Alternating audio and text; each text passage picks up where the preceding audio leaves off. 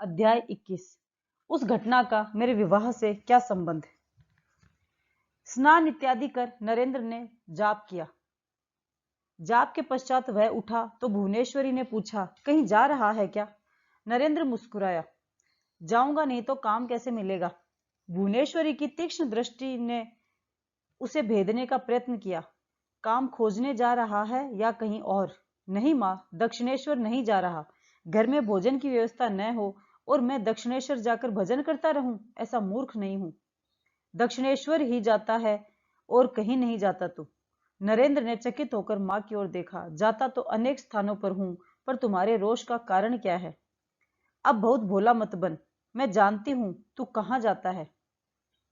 यह भी जानती हो कि तुम्हारा बीले झूठ नहीं बोलता। परसों संध्या समय कहां गया था तू? अनंदा गुहा के घर। उसके घर पर उत्सव था। तू जानता है हमारे पड़ोसी क्या कहते हैं तेरे विषय में? नहीं जानता। इन दिनों किसी से भेंट नहीं हुई। क्या कहते हैं? नरेंद्र कुसंगति में पड़ गया है। नरेंद्र की मुस्कान कटुता लिए हुए थी। तुम जानती हो माँ, पड़ोसियों ने मुझे कभी अच्छा लड़का नहीं समझा। उसे छोड़। अनंदा गुहा के घर अच्छे लोग नहीं आते। वे लोग अनैतिक ढंग से पैसा कमाते हैं। वहां सुरा और सुंदरी का प्रचलन है। मेरा उन वस्तुओं से कोई वास्ता नहीं है। यदि तू उनके व्यसनों का साथी नहीं है तो उनसे तेरी मित्रता कैसी? संगीत में रुचि के कारण मां। वे लोग मदिरा नहीं पीते? नरेंद्र ने असहाय भाव से अपने कंधे झटक दिए। बोल। पीते हैं, किंतु मेरा उससे कोई संबंध नहीं है। हमारे अच्छे दिनों में बाबा के पैसे से हमारे अपने संबंधी भी मदिरा पिया करते थे। स्मरण है तुम्हें? स्मरण है।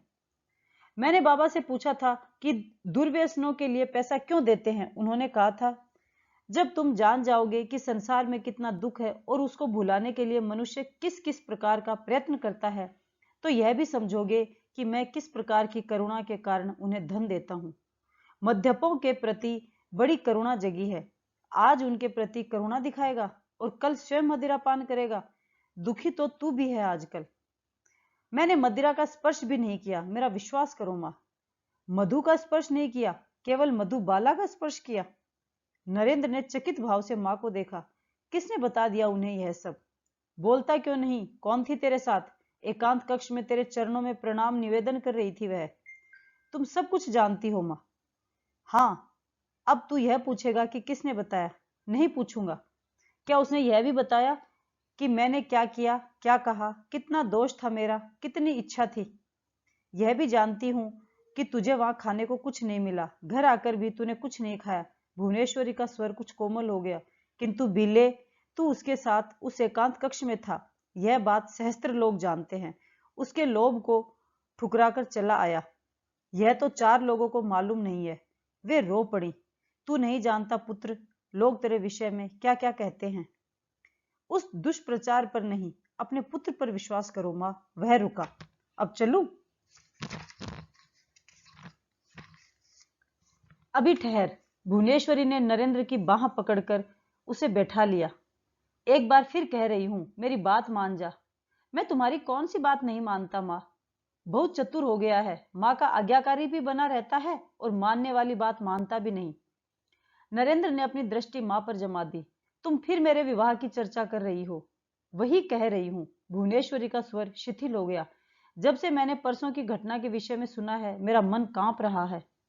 उस घटना का मेरा विवाह से क्या संबंध? संबंध है, तभी तो कह रही हूं। तुम मुझे व्यसनों से दूर रखना चाहती हो। हाँ, और फिर भी चाहती हो कि मेरा विवाह हो जाए। विवाह तो भोग का प्रवेश द्वार है मां। भोग से दूर रहना बहुत कठिन है बिले। इसलिए मनुष्य के लिए धर्म संगत जीवन का विधान किया गया है, जिसमें भोग का भी अपना युक्ति युक्त अंश है। यदि मनुष्य को बहुत भूख न लगी हो तो वह अखाद्य नहीं खाता, किंतु यदि उसे बहुत समय तक भूखा रहना पड़े तो जब उसका संयम टूटता है, वह न खाद्य अखाद्य का भेद करता है और न ही उसे मात्रा का ध्यान रहता है। समझता है क्या कह रही हूं? हाँ मां। एक बार तू कांति मोहिनी के प्रलोभन का तिरस्कार कर चला आया। तुम्हें उसका नाम भी मालूम है? मुझे उसके विषय में वह भी मालूम है जो शायद तुझे आज तक नहीं मालूम। क्या? वह कलकत्ता में नई आई वेश्या है। तू उसे नहीं पहचानता, किंतु उसे पहचानने वाले और बहुत लोग हैं। एक बार तू उसके प्रलोभन का तिरस्कार कर चला आया तो इसका अर्थ यह नहीं कि तू काम दहन करने वाला क्षमा कीजिए, तू काम दहन करने वाला भगवान शंकर हो गया। संसार में तो पग पग पर प्रलोभन बिखरे पड़े हैं। जिस किसी क्षण तू तनिक भी दुर्बल पड़ा, यह तमोगुणी भोग का संसार तुझे निगल जाएगा। मैं कौन सदा बैठी रहूंगी तेरी देखभाल करने के लिए। तूने कवच नहीं बांधा तो संसार के प्रलोभनों के इस रण क्षेत्र में कभी तो हताहत होगा ही। कवच? हाँ, प्रलोभनों के इस संसार में पत्नी ही पति का कवच होती है पुत्र। एक बार तू गृहस्थ बन जाएगा तो न तेरे मन में किसी कांति मोहिनी का लोभ जागेगा और न उसे ही साहस होगा कि वह तेरे निकट आए। तुझे अकेला देखकर कोई न कोई तो जाल फेंकती ही रहेगी। तू किस किस का तिरस्कार कर उनसे शत्रुता मोल लेता रहेगा। तू समाज में रहकर समाज से मुक्त नहीं रह सकता पुत्र, और समाज में तुझे रहना होगा। तूने अपनी गृहस्थी का मोह त्याग भी दिया तो अपने कंधों पर आ पड़ी पिता की गृहस्थी तो चलाएगा न। मुझे भूखी मरने के लिए छोड़ जाएगा या अपने भाइयों को गली गली भीख मांगते देख उनकी ओर हाथ नहीं बढ़ाएगा? नहीं मां, नहीं।